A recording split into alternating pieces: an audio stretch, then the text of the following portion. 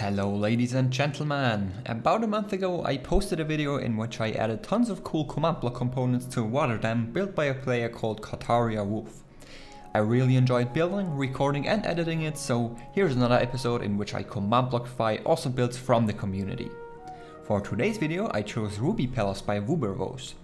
I kinda feel like publishing and profiting from my improved version of his or her map would be a bit exploitative, so I will only link the original download page in the description and just show you everything I created. When stumbling upon this beautiful palace in your world, you unfortunately are not welcome there. All strangers will be greeted by some powerful guards. Big thanks to Bishop M for delivering this idea. They have a ruby uniform, don't take any knockback and are completely unkillable. When getting too close, they will try to kill you, and I personally don't enjoy being killed too much, so I would advise being careful. Luckily though, it is possible to become a resident of this beautiful place. First of all, head to the tower on the bottom right corner of the map and put 4 nether stars on the white concrete blocks. Then just stand in the middle and crouch.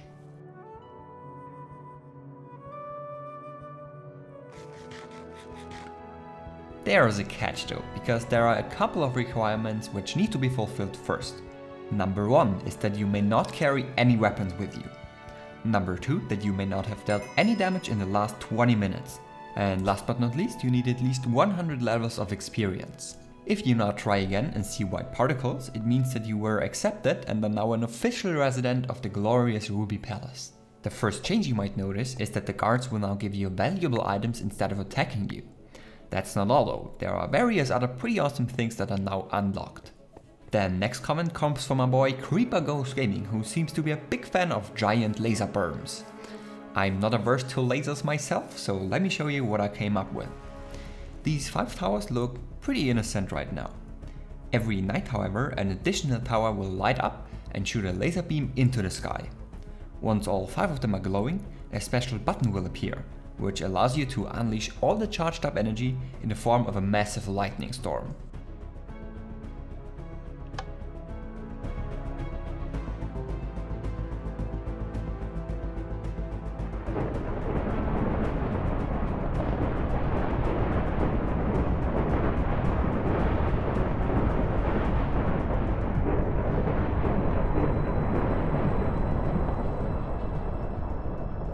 As you just saw, the lightning storm can last for quite some time and kills all the mobs around it.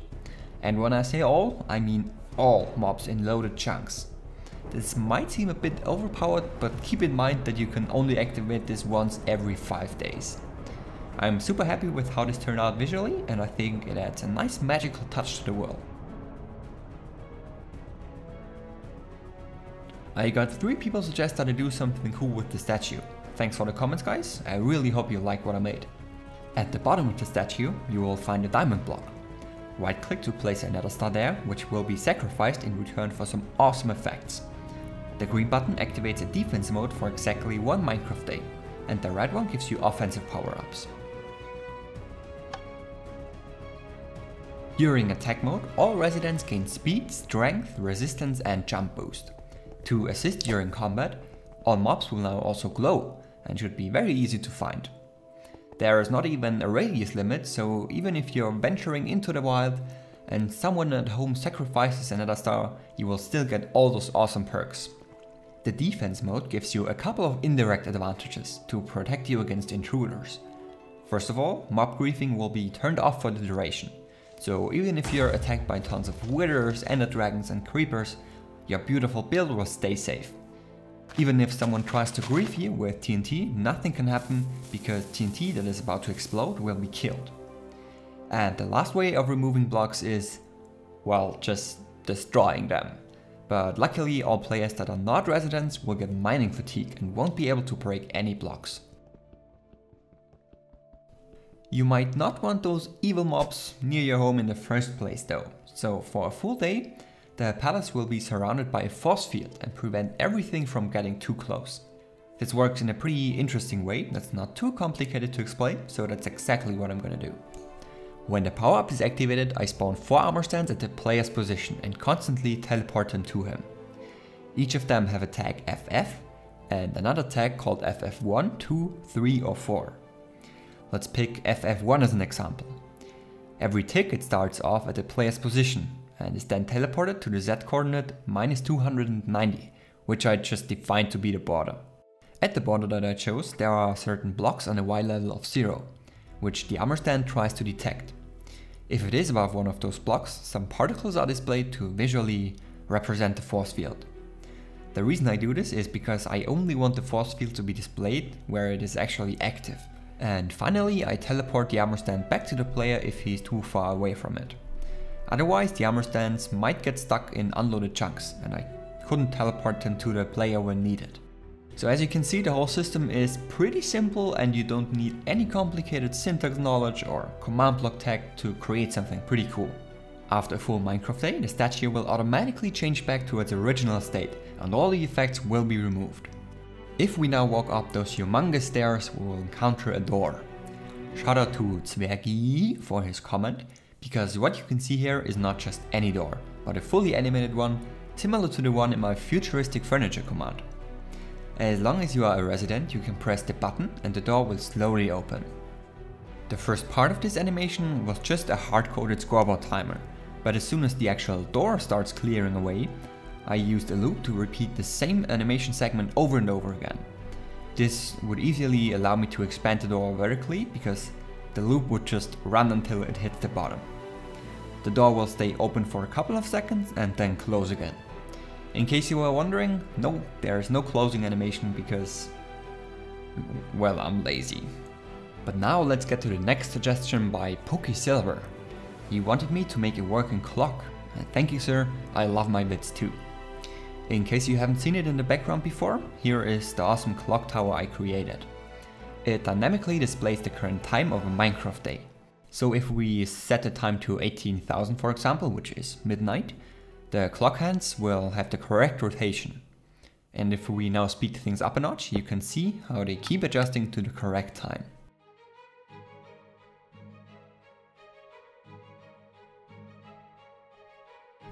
And last but not least, there was an awesome comment by Evan John who wanted me to make a working lighthouse. So if we head to the largest tower in the center of the palace and activate this lever, a giant crystal beam will cycle around until we deactivate it again. For those who are curious, here's a little technical background for this mechanic. End crystal entities have a tag called beam target, which allows you to specify where the beam has its, well, beam target. You might think that it's incredibly difficult to find all those X and Z values that you need to hook up to a timer, but through the magic of programming this was incredibly easy, because all I did is write a little Java program which does all of that for me. So here's how it looks like. The first part is unimportant, you can ignore that. It just displays all numbers in a format I want for the generated commands. There are 3 variables that define the center of the circle. Then there's a radius variable and another one that defines how fast the beam is rotating around the tower. I then created a simple for loop which goes from 0 to 359, so basically a 360-degree rotation.